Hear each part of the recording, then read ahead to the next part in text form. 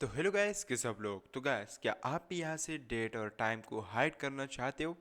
किसी भी रीज़न से आप इसको हाइड करना चाहते हो तो ये वीडियो आपके लिए। फर्स्ट ऑफ ऑल आप विंडो एस प्रेस कर लो। उसके बाद आप सेटिंग्स सर्च कर लो। जब आप सेटिंग्स सर्च करोगे आपने इसको ओपन कर देना है। जब आप इसको ओपन करोगे उसके बाद आपने इस जगह पर आपने टाइम एंड लैंग्वेज को ढूंढना है या सर्च भी कर सकते हो। जब आप इस पर आ जाओगे उसके बाद आपने डेट एंड टाइम पर क्लिक कर देना है।